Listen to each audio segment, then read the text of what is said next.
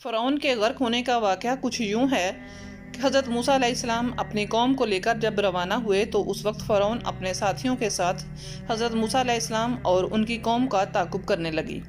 جب حضرت موسیٰ علیہ السلام اور آپ کی قوم دریائے نیل کے قریب پہنچی تب حضرت موسیٰ علیہ السلام نے اپنی عصا مبارک یعنی لاٹھی کو دریائے نیل پر مارا، جس سے دریائے نیل میں 12 راستے بن گئے۔ آپ علیہ السلام نے اپنی پوری قوم کو دریائے نیل سے پار فرمایا۔ تب فرعون اپنے لشکر کے ساتھ آ پہنچا، لیکن اس وقت حضرت موسیٰ علیہ السلام اور آپ کی قوم دریائے نیل کراس کر چکی تھی۔ جب فرعون نے دریا کے اندر راستہ دیکھا تو فوراً اپنے گھوڑے کو آگے بڑھانے لگا، لیکن گھوڑا آگے بڑھنے کا نام ہی نہیں لے رہا تھا۔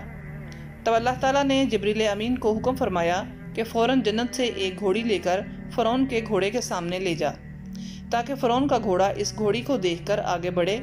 تب جبریل امین نے جنت سے ایک گھوڑی لی اور دریائے نیل کے پاس فرعون کے گھوڑے کے پاس لے کر آگے بڑھنے لگا۔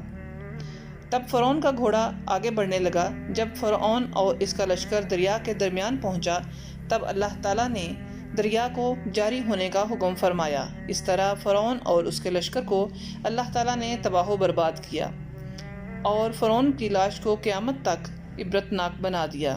وہ آج بھی مصر کے عجائب گھر میں موجود ہے۔